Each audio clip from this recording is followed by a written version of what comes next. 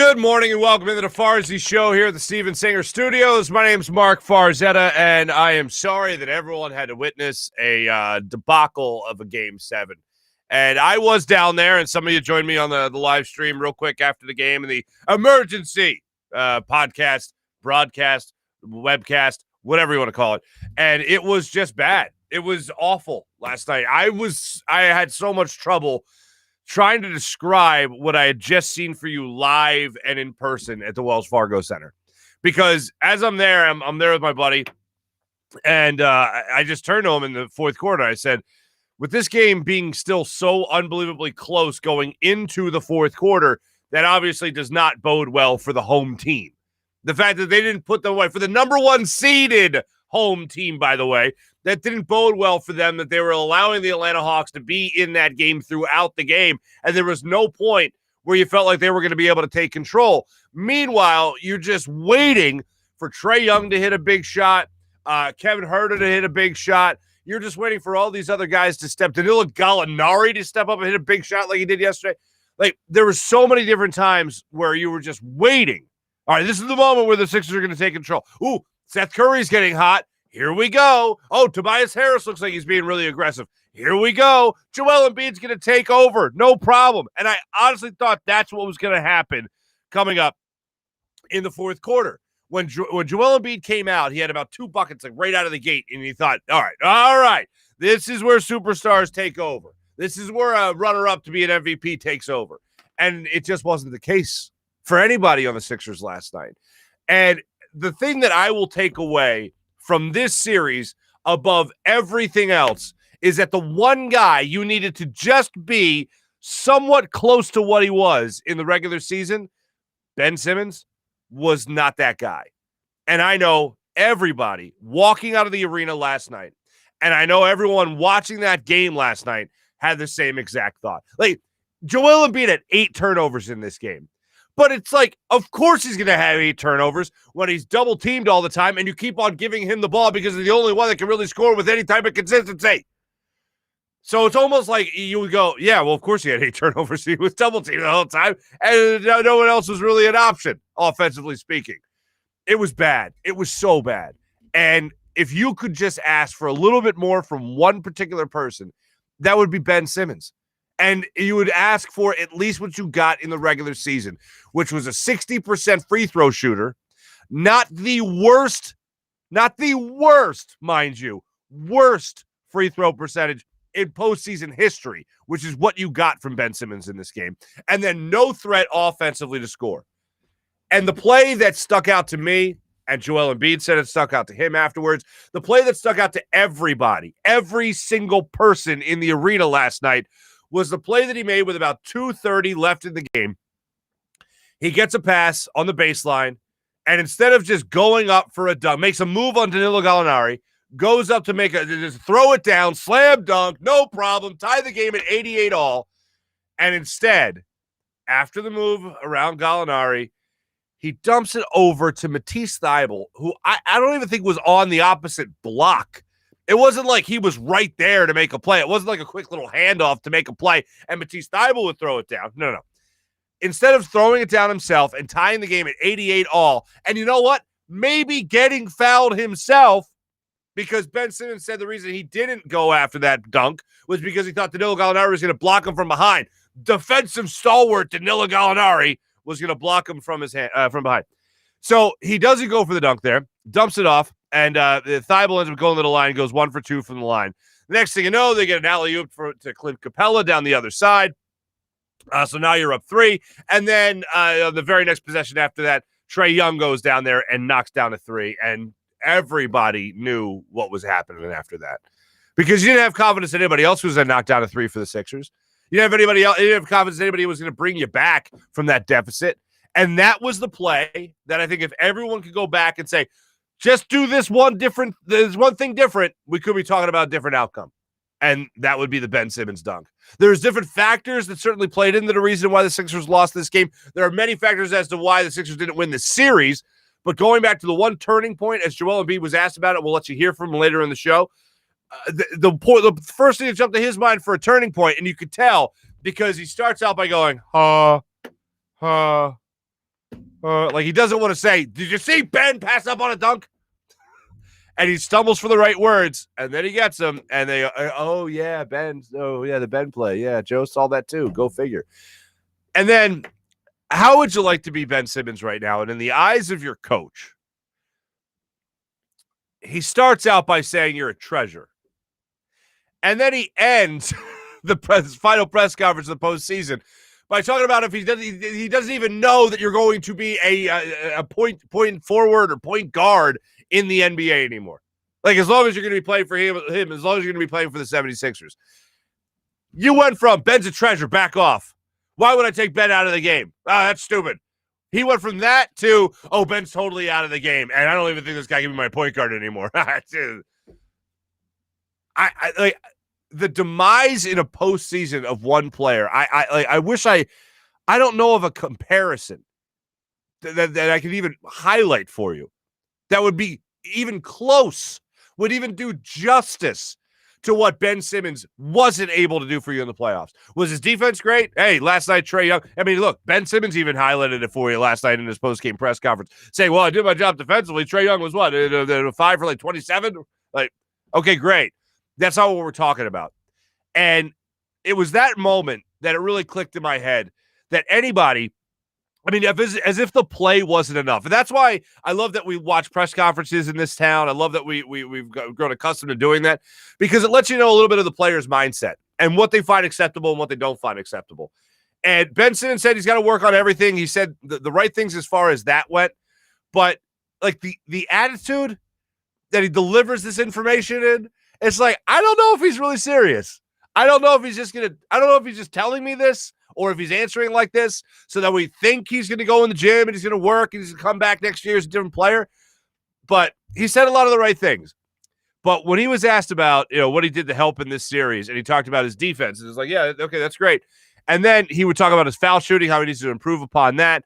But then he also went on this tangent about how I am what I am. It is what it is. Winning is hard. All right, man. He was asked multiple times after the game about whether or not he's going to be back in Philadelphia. This is a guy just signed a max contract, about whether or not a 3-time All-Star, about whether or not a second runner-up in Defensive Player of the Year. And he's being asked multiple times about whether or not he's going to be back here. And I don't fault those questions at all. Normally, I'll be the guy that's, hey, those are hot takes. People are hot taking what Ben Simmons is going to happen to Ben. You're not going to trade this guy. Like, normally I'd be like, get out of here with that. That's the hot take stuff. It's viable. Everything about it is viable because of how little Ben Simmons gave you, offensively speaking, in this series. Look, defense. Hey, look, that was the one thing you could constantly rely on with Ben. There was one really bad game where Trae Young went with 39 points, and there's not much you could do. But in particular, when it comes to Ben, if you just got a little bit more from Ben Simmons, you win this series. If you get 60% from the free throw line, you win this series. If you get Ben Simmons throwing down a couple of dunks here and there, you win this series. And I know everybody, and I certainly have done it enough, but I know everybody has and is going to focus on the dunk that he passed up to Matisse Thybulle. But there were a number of plays, and this is why I was so happy to be at the game, because you could see, and where I was sitting, there were, the Sixers in the second half were coming towards me. So I could see a lot of the lanes. I could see a lot of the things open up, and I could see a lot of the opportunities for Ben Simmons to have fast breaks and all that. And there was no desire from Ben Simmons to score the basketball. And it's not just that one particular play involving Matisse Thybulle and Danilo Gallinari. It was throughout the game where Ben would get a rebound or Ben would get an outlet pass, and in transition have every opportunity to be aggressive and attack the rim when he is at his best. And the ball was out of his hands before the thought could even finish running through my brain. And I'm thinking, this guy just he wants nothing to do with scoring. Nothing to do with it. Any opportunity he had with the ball in his hands, all he wanted to do was give it up to somebody else and put the pressure on them. And we talk about this a lot in hockey, and I think it's a great thing. And I've referenced this before. First person I heard say this was Peter Laviolette. And it was passing your problems on to somebody else. And what that meant was, I'm not in the best position right now, so here. And you would just all of a sudden almost surprise somebody that you were passing up on an opportunity because you don't have a lot of confidence in yourself. And instead of just trying to handle that in your own little world, you pass it off to somebody else who's not expecting you to pass up on an opportunity.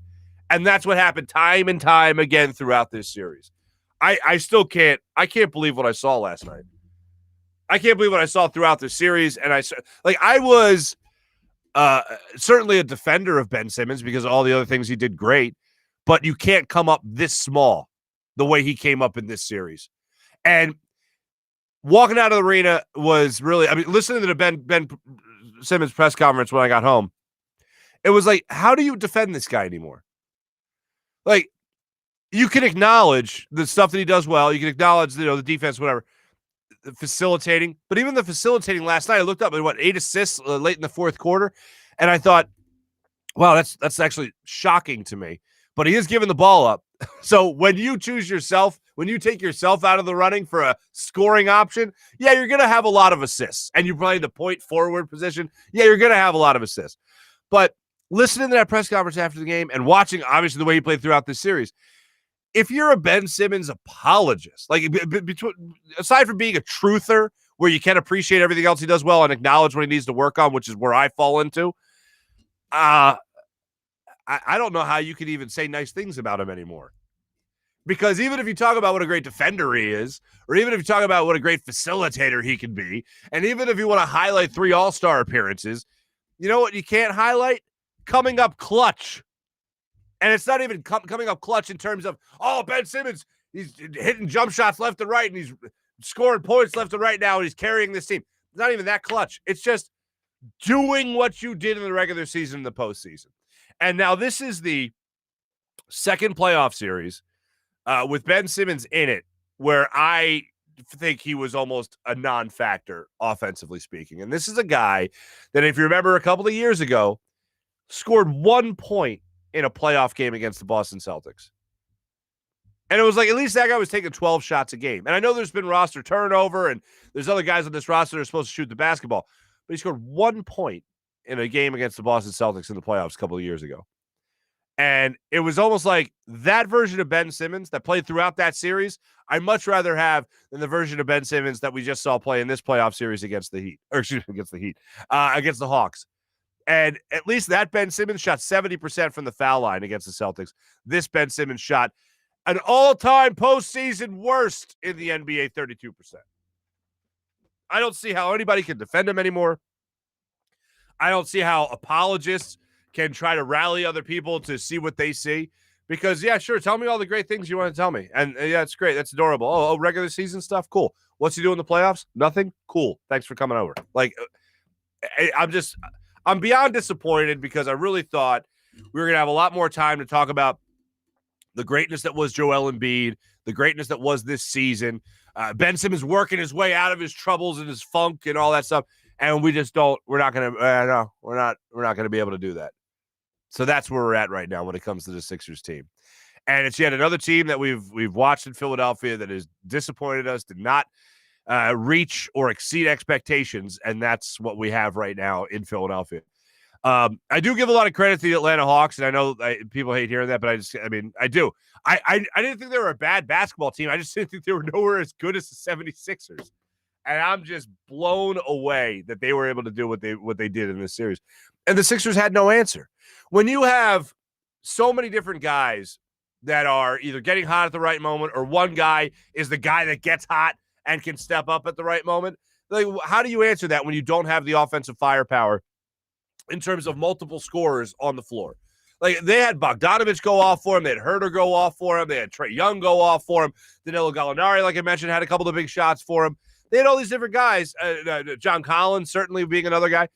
And then it was like the Sixers was like, all right, maybe Embiid will be hot right now, and then he'll go out, and then Dwight Howard comes in and gets a stupid foul, and then Ben Simmons still doesn't do anything offensively. Oh, Tobias Harris will hit a couple shots. That's cool. Oh, Seth Curry will step up. Nice. Oh, one guy from the bench here and there. All right, awesome. But that was it. It seemed like every single night for the Hawks, especially in the games they won, obviously, they had somebody step up with big shots when they needed them. And the Sixers certainly did not. And I know there's a lot of people, just from doing the show the other night, immediately after game 5, I think it was. Immediately after that, I know a lot of people wanted to point to a young basketball team. Like, do people realize Joel Embiid's 27 years old? Like, I feel like everyone's still stuck in there. Oh, he's at 25. He's still 25. He's still 24. No, he's 27 years old. And that means a couple of things. Ben Simmons, 24 years old. 24 years old, three-time All-Star. So it's not like he's a spring chicken anymore either in terms of, NBA experience. Like, he should know what he needs to do to help his team win. Tobias Harris, obviously, is not young. He's, 28, 29 years old? Like, the thing that you really should focus on here is Joel Embiid being 27. How much longer is this window going to last for Joel Embiid? The Sixers are going to make that the number one priority, is capitalizing on that window, especially with now him being eligible for that super max huge Kajunga contract extension, right? What do you do with that? Are you going to make sure that you get the best players around him as possible? Because right now, Ben Simmons doesn't look like he wants to develop into that player that can play alongside Joel Embiid. Joel Embiid looks like a guy who wants to develop into the best possible basketball player that he can be. Ben Simmons wants to develop into the version of Ben Simmons that Ben Simmons likes the most. And that's not the same thing at all compared to Joel Embiid. If you're Ben Simmons, you have to be in the gym already. He said after the game that he wants to go clear his mind. I guess everyone wants to get away from it, but look, you could have very well played your last game in Philadelphia. Even if you go elsewhere, what are you going to do to maximize your potential? Like, I'd love to know what Ben does to work on his jump shot, to work on his free throws. And I don't need to know that by watching Instagram posts. I don't need to know that through off-season, social media posts in general. I just need to know that by watching it go into a season with him shooting a mid-range jump shot and him knocking down, 80% of his free throws. And that's going to be a huge jump for him, which I just don't expect. But by the way, Keith Pompey is our guest today, and Keith Pompey obviously covers the Sixers for the Inquirer, and he tried to help explain after last night's game to me what exactly took place and what we can expect going forward. But let me say this, because I haven't mentioned this yet. I know a lot of people are on the trade Ben Simmons train. I am too. If you're telling me you can get Dame Lillard, I lost my voice last night. Yeah, if you're telling me you can go out there and get a superstar number one scorer to play with Joel Embiid, like the Sixers probably tried to do there with James Harden, according to the reports, then yeah, you go get that. Because as great as defense is, as great as a facilitator is, as great as Ben Simmons, as great as we've seen him play in those tiny little spurts of the guy that we at least want him to develop into. The perfect example of that is the month of February, where he shot over 70% from the line and averaged, I think, over 15 points per game. And still was the facilitator, and still was the defender, and all that. If you're telling me you could get a number one scorer for Ben Simmons somehow, magically, and you package picks or whatever you got to do, then all right, yeah, let's ring the dinner bell. Let's have it. But I just don't see it happening, especially now with Ben Simmons coming off the playoff performance that he just had. But here's what I'm done with. And as far as I'm concerned, this is the only take that matters. And it's not even just my take. It's a lot of people's takes that have a clue as to what they just watched. Ben Simmons is a hell of a defender. Ben Simmons can be a hell of a facilitator. But the fact that he came up small, not just small, the fact that he came up minuscule in this series when it mattered most as a number one seed is unforgivable until he puts himself in this position again. To right the wrong. This isn't something that he could write during next regular season. This is something he has to write in the postseason. He has to be able to give us hope, if he is here next year, that he can hit his foul shots, that he can at least be somewhat of a scoring threat for this offense, and not just attacking the rim. Because here's what we discover time and time again with Ben Simmons in the playoffs. He is taken out of the game, both literally this time around and figuratively, as we have come to know throughout his career. In the playoffs, he is rendered obsolete. They pack the lane. They make it impossible for him to attack. And that's where he just says, oh, well, I can't shoot, so I'm just going to dump it off to my teammate. And they take him out of that game. And then you know what happens sometimes? That teammate scores, and Ben gets credit for the assist. And he goes, oh, well, I had a lot of assists, so how do you like that? I would trade Ben Simmons if you can get Dame Lillard here. I would trade Ben Simmons. You can get that number one scorer here next to Joel Embiid and see how those two work with each other. And then you could have Tobias Harris as a third scoring option. I would do that in a heartbeat. I just don't see it happening because of the value of Ben Simmons being down so much right now. And I don't know if I want to do it because of what you're going to have to give up in order to get said player. And I just don't know if the Sixers are willing to part ways with that right now. We'll see where it goes. But I find Ben Simmons to be indefensible, and there's no better example of that than watching him pass up on that dunk where he could have tied the game at 88 with about 3:30 left in the game. And instead, it was a 1-for-1 situation with Matisse Thybulle throwing down one of 2 free throws. Clint Capella, alley-oop, Trae Young, 3, and that was pretty much it after that. Unreal. Let me tell you about my friend Steven Singer of Steven Singer Jewelers. The other corner of 8th and Walnut, right in Philadelphia, or at IHateStevenSinger.com. Steven wants to make it easy for everyone to get an engagement ring because that's what he specializes in, diamond engagement rings. Steven Singer, I've been going to him for years. He's been serving Philadelphia for over 4 decades, making sure everybody is taken care of in the love business. All the engagement talk can come with a lot of pressure, but you know where you don't have to find pressure? When you're going to buy a diamond. You don't have to worry about hassle. You don't have to worry about haggling. You don't have to worry about finding a store you can trust. I'm telling you right now, the store you trust is Steven Singer Jewelers. That's why guys really hate this guy, because he actually takes away every excuse. He takes it out of the book because you don't have to worry about anything. You just go, he takes care of you. He makes it easy right there at Steven Singer Jewelers. I hate Steven Singer, Philly jeweler that has been making it too easy to buy real diamonds for over 4 decades. He specializes in diamond engagement rings and has a staff of real jewelry experts, real people that help you find the perfect ring or gift at the perfect price every single time. No call center, no sales, no haggling, no promo codes, no discounts, just the best possible price guaranteed every single day. Check out Steven Singer Jewelers at the other corner of 8th and Walnut or online at IHateStevenSinger.com. That's IHateStevenSinger.com, always with fast and free shipping. IHateStevenSinger.com. All right, without further ado, let's try to dissect this a little bit further with our good friend Keith Pompey of Inquirer.com, who was kind enough to join us last night after the game. Here's that conversation on the Zatos Investments guest line.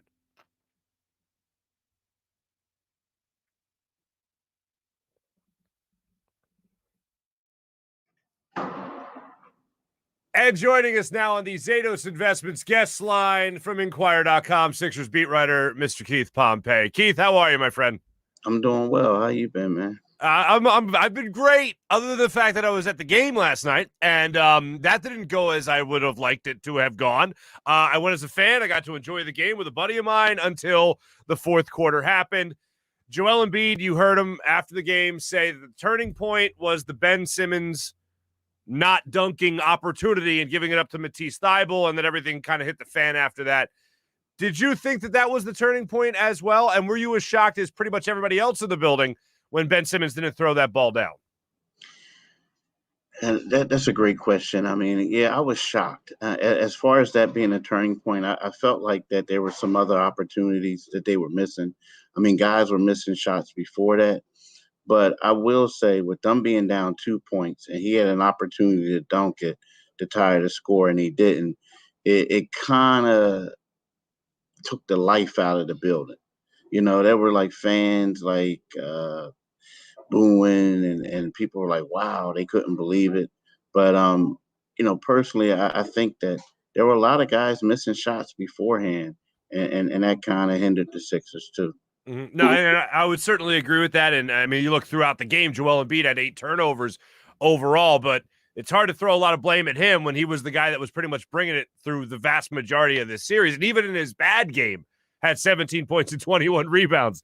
As far as Simmons goes, though, where do you think, and it's very soon after, and we'll catch up with you maybe later down the line, but it's very soon after, where do you think Ben Simmons goes from here? Where do the Sixers go from here when it comes to Ben Simmons? Is it more of working on him as a Sixer or working to move on from him? You know, that's you know, right now a lot of people are saying you got to work on the move from him, right? That's what everybody says. But then again, you got to try to get, if you do that, you got to try to get value from him. So I think that, you know, if you're Daryl Morey, I mean, it's easy to say get rid of him, but who are you going to get rid of him for? You know, so I mean, I don't think it's such a slam dunk as everyone is saying it is. And, you know, the one thing is Doc Rivers said that, hey, we're going to have to work with him and have a talk with him on certain things. So I think they're going to have that process going. And you know, it's one of those things where I think, you know, Ben is going to have to want it. I mean, Here's a guy who's had so much success on not shooting foul shots, not shooting outside jumpers. And then the playoffs that's when people guard you differently, you struggle. So, he's good enough to be an all-star, but are you good enough? Is your game good enough to get you to win a championship? And I think that's one of those things where Ben has to look himself in the mirror and decide to see what he wants to do. But in regards to trading him right now, I mean, I think that his trade value is dropped a little bit. So it's one of those things where you're not just going to give him away, but at the same time, I think you have to go out there and see what's out there. I gotta admit, I was troubled. Like that's the word that came to mind when Ben Simmons says, "I am. This is who I am. It is what it is." And it was like, yeah, but what about the part where we get better at being an athlete? What about the part where we put in the work to get better at the deficiencies that you had really ever since you came into the league? And when you think about that, we watched Joel Embiid get better at his deficiencies and can make them strengths. Ben Simmons, we've kind of seen very similar to what we saw him come into the league as. Yeah, you're right. But here's the thing. I like we shouldn't be surprised. I mean, when you think about it, like Ben Simmons always says that this is who I am. And I think that what we've done is people look at him as the first overall pick. They look at him as a guy getting a max contract. And we all try to say, this is who we want you to be. But all the while, he's never lied to us and said he was someone else that he isn't. And the thing is, we get upset. People are talking about the fans. They get upset during the playoffs, but this is who the guy is. This is who he is. Mm. So the one thing is, when he says stuff like that, I don't get upset because he's been saying the same thing for the past 4 years. This is who I am. Mm. It's just how it is. Yeah, it's just funny, and I've like throughout the season, I accepted that about his game, that he's going to be a defender first, facilitator first type of guy, and shoot will be distant fifth, really, on the court. But even in the playoffs, it took a nosedive in terms of production. Yeah, it did. I mean, I think that it's to a point where like teams are just seeking it out, and it's impacting his performance right then and there. I mean, and it maybe impacted the teams, but again, we can get upset with him. That one play was a bad play that he should have taken, but there were a lot of dudes missing shots tonight Sure. before it came to that. All right, so let me ask this, and this is like the famous question after you lose a disappointing series and all that. Keith Pompey, Inquirer.com. Did the Sixers lose this series, or did the Hawks win this series? Sixers lost this series. I mean, they lost this series. I mean, here's the thing. You don't blow an 18-point lead, then come back and blow a 26-point lead. On a night like tonight, Trae Young was struggling. He was struggling mightily. And then down the stretch, he hits a little jumper. Then he comes down, he makes an assist, and then he comes back and he drains a three. Game over. So they had ample opportunities to take advantage of his struggles. And I have to say the Sixers lost. Now, as good as the Hawks played, and we want to talk about Joel Embiid having a torn meniscus, the Hawks played without two starters. They were a young team. They're the fifth seed. The Sixers lost this series. The Hawks did not win. Now, and that's not a knock against the Hawks, but this was like supposed to be a layup to the Eastern Conference Finals for the Sixers. Yeah, and the door's obviously wide open with the Nets not being there and the Bucks being a team that I think the Sixers match up well against, and then you don't know really who's going to come out of the East. It's going to be a really interesting series out of the West between the Clippers and the Suns. Keith, when it comes to Doc Rivers in this series, there was a lot of times where we saw the all-bench lineup or the vast majority of the bench lineup. What did you make of the job Doc Rivers did in this series? I mean, it's a little tough because, a lot of people are going to say Doc didn't do this, Doc didn't do that. I mean, it's easy to be the armchair quarterback.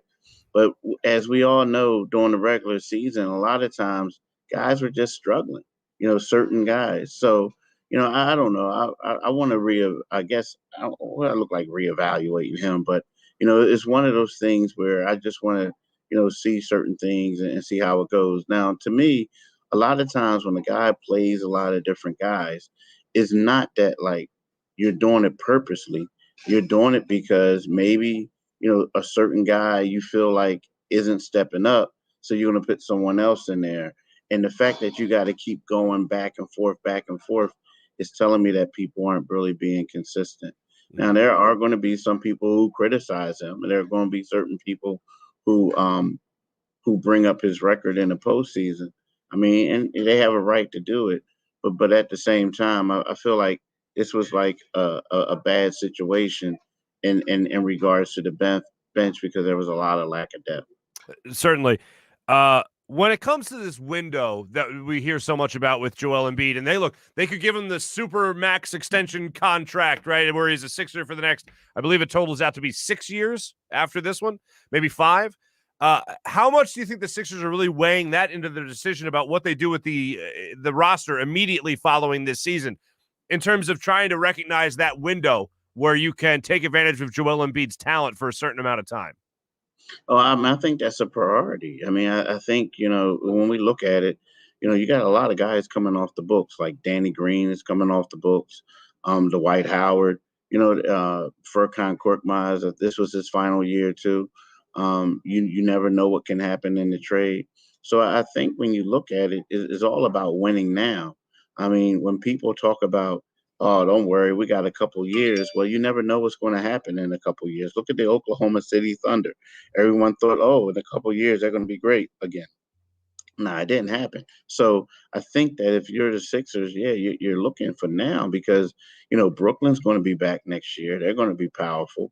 I mean, hey, the Atlanta Hawks are going to have, hopefully, for them, a full complement of players. So if you're the Sixers, yeah, you gotta do it now. You got to try to bring a championship here. That's why Daryl Morey's making a lot of money. That's why Doc Rivers making a lot of money.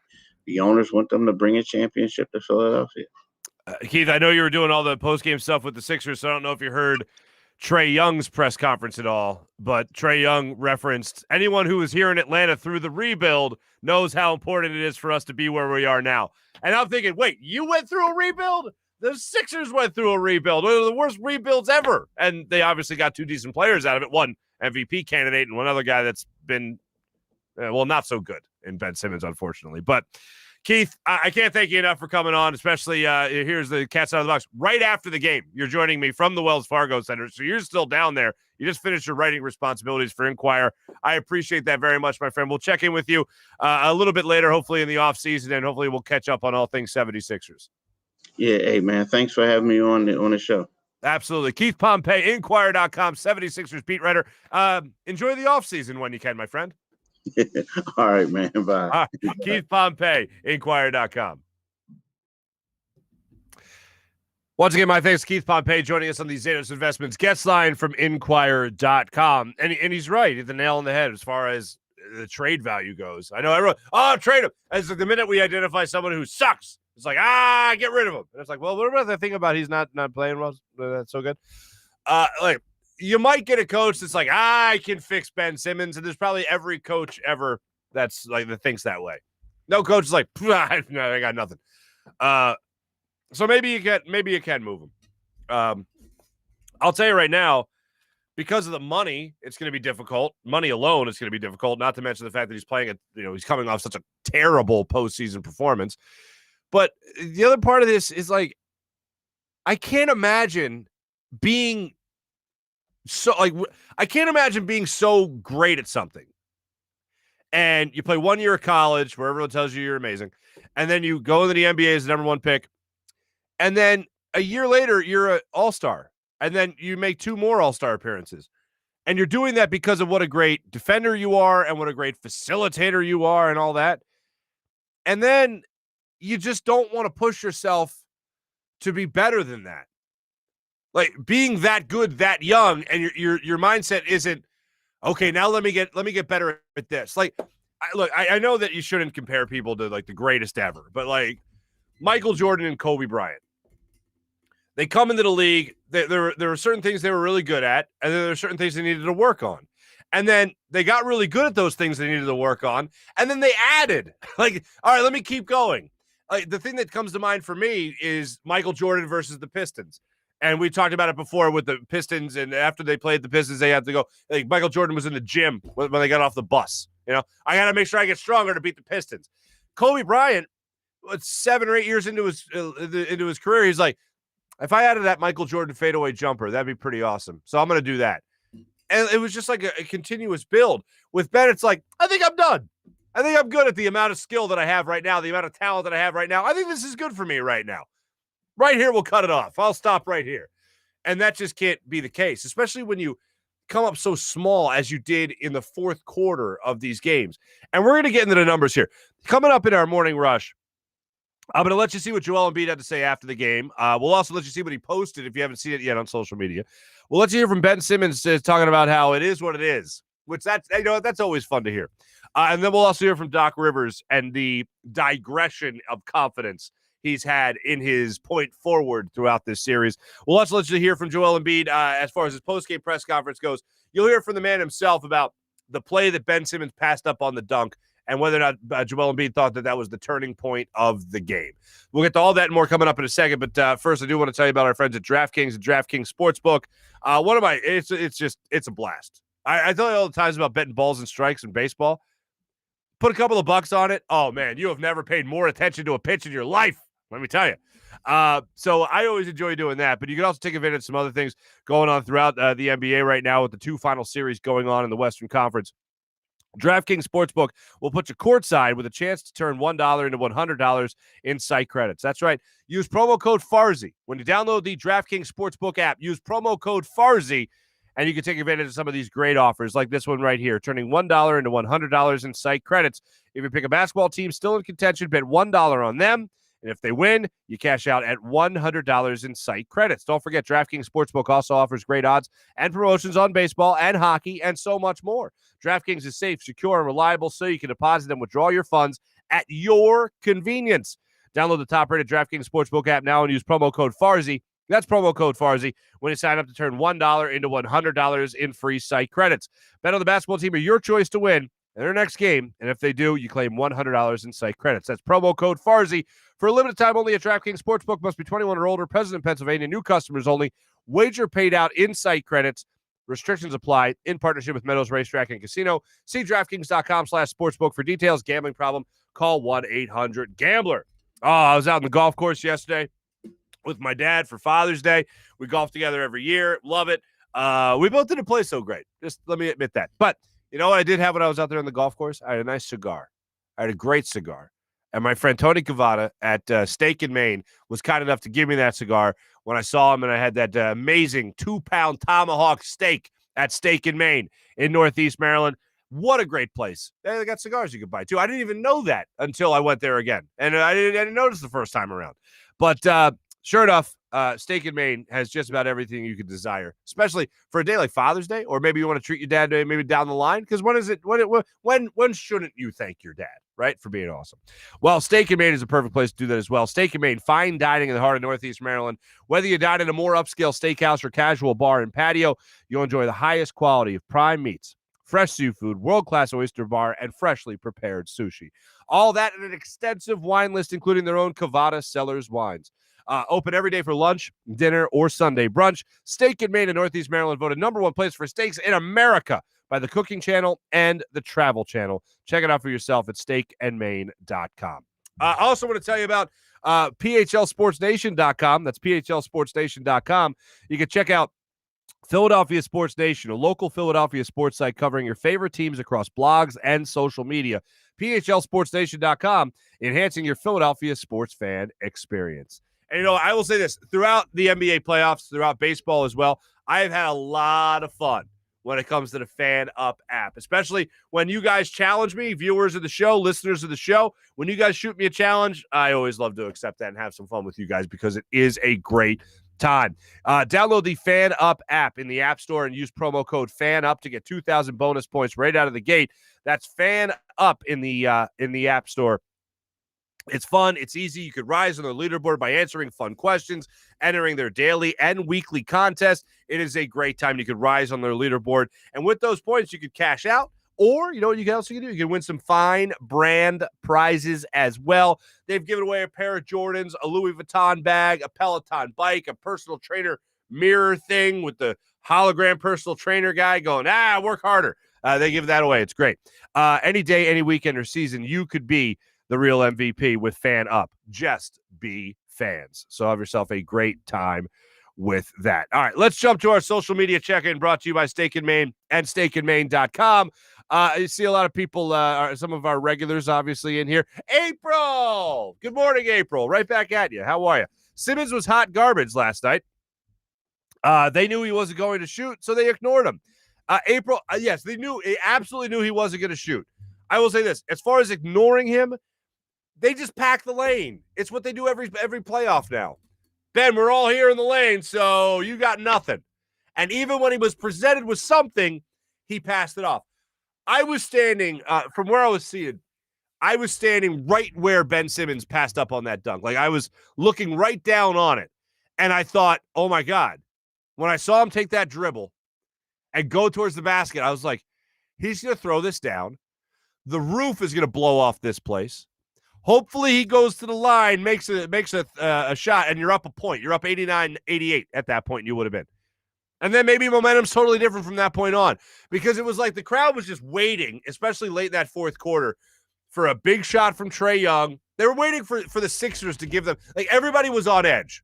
The energy was great for 3.5 quarters, and then towards the second half of the fourth quarter, the rest of the arena pretty much was like, right, you guys are going to take control at some point, right? Or the Hawks are going to take control. If you don't, somebody's going to run away with this a little bit. And then, obviously, they passed up on the opportunity that they had to take control, and that was the Ben Simmons dunk, unfortunately. But I agree, he was hot garbage last night there, April. Jason's checking in, saying good morning, everybody. Good morning to you too, Jason. Appreciate you. April, you couldn't be more right, and she is right. Jason, I don't know what it is with the Sixers and finding these players that get these crazy mental blocks, but they need to start a screening process, a new screening process. I assume you're also referencing Markelle Fultz. Somebody tweeted me last night, trade Ben Simmons for Markelle Fultz. And I was like, I think you're kidding, but are you kidding? Mally's checking in. Morning, Mally. Always a pleasure, my friend. April's all over the chat today, April. You're making up for it. God bless you. He's got the yips. You know, at the foul line, he definitely has the yips. Everywhere else, he just doesn't perform. On the offensive side, he just doesn't perform. I was trying to think of a player that had a faster demise. And, like, again, there's no player that really comes close to this. The only thing when I was thinking about it that jumped to mind was Cole Hamels in 2009. But that was like a year-long through the regular season and in the postseason type of what the hell happened to Cole Hamels. For Ben Simmons, it was so unbelievably quick. It was regular season to, what the hell is this? And he said he had a bad series. Time and time again in his post-game press conference, he had a bad series. He didn't play that great against Washington either. He had a couple of good games in that series, but really it was Joel Embiid being the star of that show. And this was just awful. Absolutely awful. April saying they made him look like a punk. Absolutely. Jason's also checking back. Same exact situation. Kind of feel like this with Wentz situation all over again. You know, it could be, but at least Wentz, we watched a longer struggle. This was so immediate with Ben Simmons that it's just, it's mind-boggling is what it is. We do have a social media question that I'll get to you guys in just a little bit here. As a matter of fact, here it is. I'll give it to you right now. How's that grab you? In terms of what you're looking forward to next when it comes to what the heck's going on with this team, we want to know this social media poll question here. How are you handling the loss from last night? We're certainly going over that. And who do you have the most hope for so far this in this season right now? Right now, Sixers and Eagles are kind of going back and forth. The Birds are at 37% in terms of having the most hope for them. Sixers at 34% after that. Tomorrow we'll examine a little bit more whether or not you think it's Ben Simmons' last game was last night. We'll discuss that a little bit more, but I do want to jump into a couple of things here in our Morning Rush segment brought to you by Sky Motorcars and SkyMotorcars.com. Let me just take one step away from basketball for just a second here. The Phillies played like you were talking hot garbage. They had one good game against the Giants in this 3-game series that they played in San Francisco. I loved the broadcast, though, on Peacock. I wasn't expecting them to take 2 or 3 for the Giants or anything like that. Maybe get a game, and they got a game. And Rhys Hoskins get a couple home runs in that game. Cool. But in this particular series, the thing that was the star of the show for me was the fact that the broadcast was great. I love John Miller. He was awesome on Peacock. I think once you found the broadcast, for anyone that had trouble finding a streaming service, I thought it was an extremely enjoyable stream broadcast, I should say. And I thought it was great. It was a lot of fun. Jimmy Rollins was great. John Miller was certainly great. Crucker was certainly great. I find that the streaming games that they've done on YouTube or Facebook, or now in this case Peacock, I feel like they've gone above and beyond to try to help draw people to the stream. This was my favorite broadcast, with John Miller in the booth and Jimmy Rollins and John Kruk. And then I couldn't place the Giants representative that was in the booth. So I'm an idiot for that. But I just thought overall it was a great broadcast. But anyway, back to basketball. I just had to say something nice, something positive about something. I mentioned for you a couple of times here, and the Morning Rush is brought to you by Sky Motorcars, SkyMotorcars.com. Doc Rivers went from Ben Simmons is a treasure to, I don't know if this guy can be my point guard anymore. Here is that exchange that Doc Rivers had with the media yesterday. I think it's David Murphy of Inquirer.com. Doc, do you think Ben Simmons can still be a point guard for a championship team like the one you guys want to become? Yeah, David, I don't know that question or the answer to that right now. So I don't know the answer to that. Went from treasure to you shut your mouth if you're telling me to bench Ben Simmons late in games, to not at all a treasure, and he's totally on the bench at late in games. And not even knowing if he can be your point guard going forward. And I give Doc a lot of credit because Doc didn't hide from anything. Doc didn't keep on going into the Ben Simmons is so great thing. He acknowledged what we Ben Simmons truthers have been saying this entire time. He's got to get better at the other aspects of the game. It's great you're a great defender. It's great you can facilitate. But if you have no threat in you whatsoever to score the basketball or to shoot the basketball in this game of basketball, then eventually a decent coach, and Nick McMillan's a decent coach to say the least, then guess what? You're going to be rendered obsolete in the playoffs, like we see time and time again from Ben Simmons. And that just can't happen. We're going to learn a lot about Ben Simmons in this postseason, in this offseason, I should say. And man, Doc Rivers said he got to get in the gym with Ben, and they got to work on things, and they got to make him a more complete basketball player.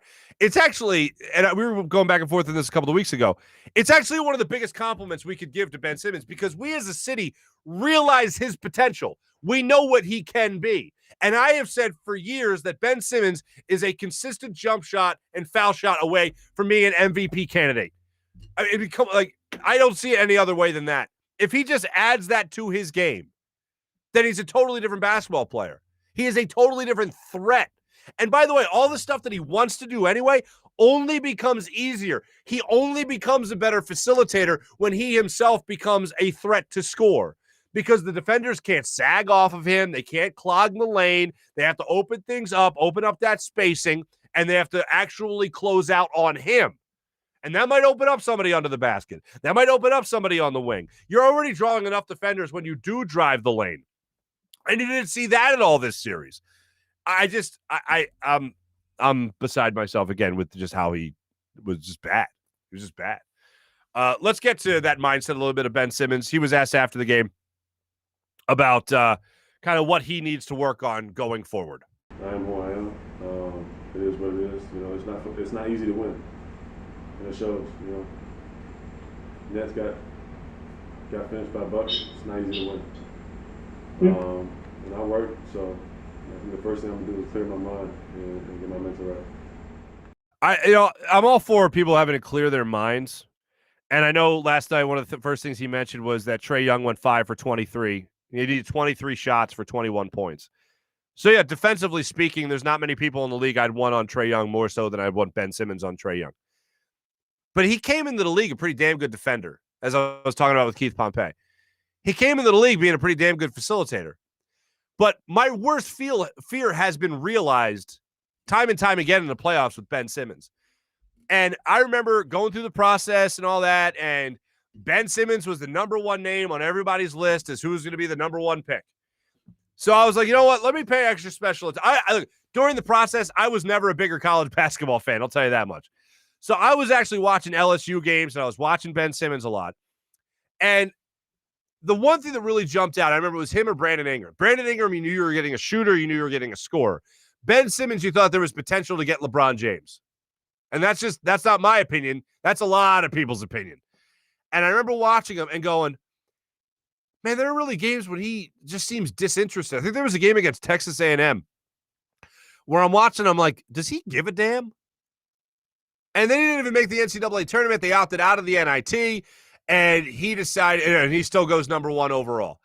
And I'm like, I know people always talk about developing a jump shot with a young player, but I'm scarred when it comes to something like that. Like, I'm scarred from Evan Turner, a second overall pick, watching him play and not develop that outside shot. And I think Doug Collins used to describe it as a heavy shot, and it certainly was, because his shooting form was atrocious. But I'm watching Ben Simmons, and I'm like, you know, when he actually shoots, he's got a pretty shot. When you watch him in warmups, and by the way, I'll say Ben Simmons was on the foul line during warmups yesterday.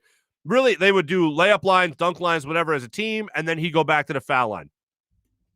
And he'd just start shooting for the foul line. And I'm thinking, is this the only practice he's putting in for the foul? Because he need a little bit more than this. And anybody who played basketball at any level knows shooting free throws during shoot-around is the worst possible time to do that. They got basketballs clanging off the rim, coming at your face. Like, you don't want to do that then. That's the worst time to do that. You don't establish any rhythm in that time. You got to do that in the gym on your own time and get that rhythm down. But he's out there and he's trying to do it then. Maybe it's because it's in front of everybody. He wants to, I don't know, show everyone he's working on it. I don't know what to tell you. But I just can't get over just how disappointing a series he did have. You have to be some type of scoring threat, and he has, in this series, he just looked terrified, and you never want to see that. You never want to see your starting point guard, more or less, be terrified to score a basketball. I can't get over it. I've mentioned it many times. Joel Embiid, after the game, talked about the play that really changed things up here. And again, it was with 2:29 to be, or excuse me, 2:29 to be exact in the fourth quarter when Ben Simmons passed up on that stuff. Listen to how Joel Embiid is trying to search for the right words so he doesn't throw his teammate, under the bus. Man, I'll be honest. I thought the turning point was, when we, I don't know how to say it, but I thought the turning point was just, we had an open shot, and we made one free throw, and we missed the other, and then they came down and scored, and we didn't get a good possession on the other end, and Trey came back and he made a three, and then from there down 4, and then Yep, that was the moment, and that was really when all of us kind of looked up and went, yeah, okay, he saw what we saw. There's so many different things that happened in that play. Ben said he thought Danilo Gallinari was going to block him from behind. Joel Embiid, you saw Seth Curry kind of throw his hands up in the air, like, what the hell, Ben? Like, why didn't you just throw that down? And then Ben walks up through the paint towards midcourt, and Joel Embiid kind of, I don't want to say gets in his way. Like, it wasn't a confrontation, but you could tell Joel Embiid said something to him like, why? Well, you got to throw that down, man. And Ben Simmons looked like he said, like, I'm not a professional lip reader, but it looked like he said something like, I lost the grip, or I lost it. So I lost balance. I don't know. It looked like he said something about I lost it. And if you go back and watch the play, sure, the ball looks like it's being slapped out of his hand a little bit, but he does regroup, and he gets enough of a hand on it to pass it over to Matisse Thybulle, but he doesn't get enough of a hand on it with the giant friggin' paws to throw it down. This is like, that play will go over and over in my head for I don't even know how long, for a very, very long time. I do have to tell you this. So my buddy that I went to the game with last night, here's where I knew we were in trouble. And this is ominous. My buddy calls me out, he says, or texts me, he's like, hey man, you want to go to the game? I debated because I wanted to be in studio with you guys, but I was like, wait, if I could be down there at the game, getting social media stuff and still go live, which I did for like 5 minutes as I was walking out of the stadium. Not like that one guy, if you haven't seen it yet. One guy went on an epic rant. But my buddy says to me as we're walking in, he goes, so I was hesitant to tell you this because I was afraid you wouldn't want to go to the game. And I've known this guy my whole life. And he goes, the last decisive game I was at was Ryan Howard against the Cardinals blowing out his Achilles. And I said, I'm sorry, what was that? And he goes, the last decisive game I was at was Ryan Howard blowing out his Achilles. Phillies lose to the Cardinals. What was that? Oh, it was 2011? And, yeah, I haven't really wanted to go to a decisive game since then. I go, that was the last game you were at, the Ryan Howard, or the last decisive game, playoff game? And he goes, yeah. I go, Ryan Howard's Achilles? He goes, yeah. I go, okay. So we walk in we were in line waiting to go into the building. We walk into the building. We get to our seats. We each have a beer. We're having a great time. We're feeling good about ourselves. And then the great Matt Cord goes, the bell is a symbol of this and that and blah. And here to ring the bell, Brian Westbrook, Bernie Perrant, and Ryan Howard. And I turned to him, and he looked at me and goes, oh, God. And I go, this is bad. This is bad. This is awful.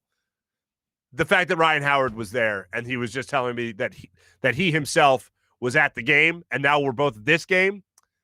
If you believe in omens, if you believe in bad luck, damn it. Anyway, big bet segment, folks. I took a bath last night. I didn't think the Sixers were going to cover anyway, but I figured, what the hell? Let me put a couple of bucks on them, and they didn't cover, obviously. Joel Embiid's over in the game. Big bets, by the way, brought to you by DraftKings and DraftKings Sportsbook, America's top-rated sportsbook app. Joel Embiid's over. His line was 31.5. He had 31, so that didn't hit.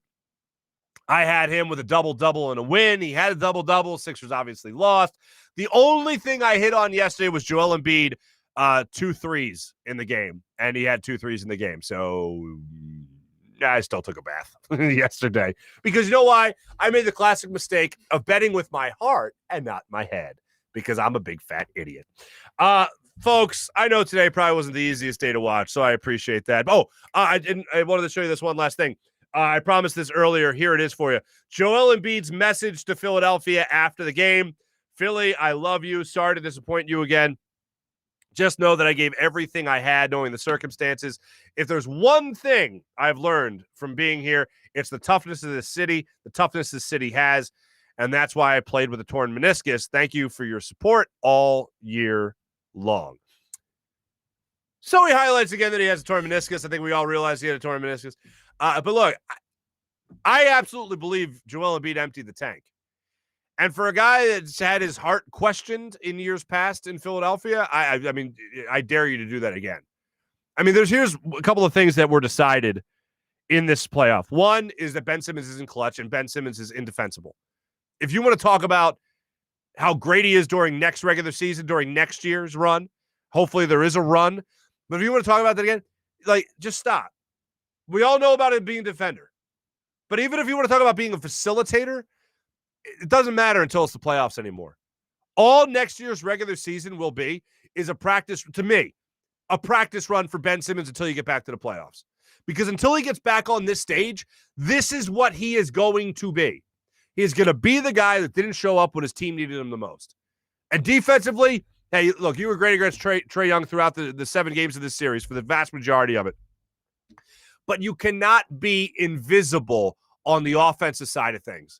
And here's some numbers highlighted by Ruben Frank, by the way, about what he did in the fourth quarter of these games. In the fourth quarter of these games, Ben Simmons, especially last night, 2 assists.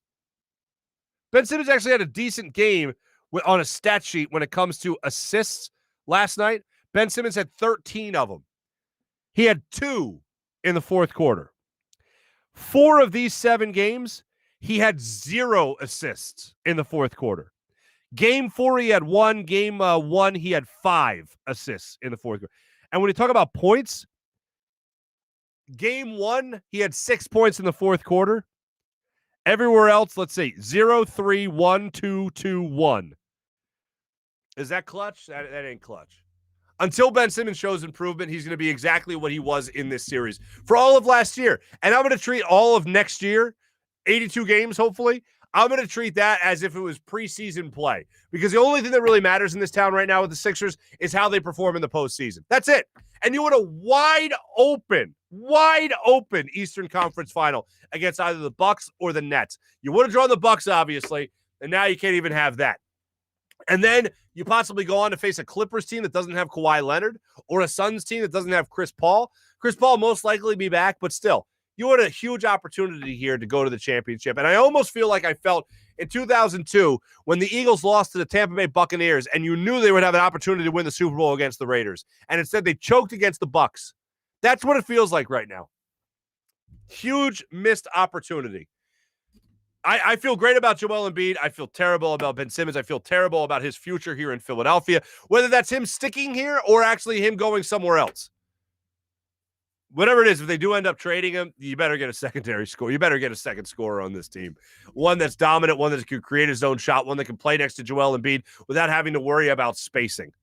And until Ben Simmons learns that, then you're just looking at the same song and dance. Look how great Joel Embiid played for the vast majority of this series. And I mentioned it earlier. 17 points, 21 rebounds was his worst game. And he did all that in a torn meniscus. All right, on a positive note, yesterday was Father's Day, so I just want to show this. This is me and my pops out on the golf course yesterday. Happy Father's Day yesterday to all the dads. I know I said it Friday, but happy Father's Day, everybody. For all the dads out there, thanks for everything you guys do for us. And all the soon-to-be first-time dads, as I tweeted yesterday, congratulations. It's the single greatest thing in the history of anything, becoming a father. It really is. It's absolutely amazing. Thanks for watching, everybody. Thanks for listening. I'll be back with you guys tomorrow. I'll try to break it down further. We will hear from Hugh Lamont Douglas III.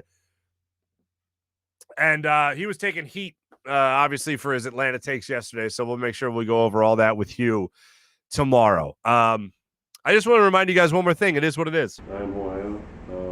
It is what it is. So that's Ben Simmons for you, ladies and gentlemen. Have a great rest of your day. My thanks to Jim Hyden, who produced the program. This is a Buzz Sports and Entertainment production. My name is Marc Farzetta. Be back with you guys tomorrow. Have a great rest of your day, everybody. Take it easy.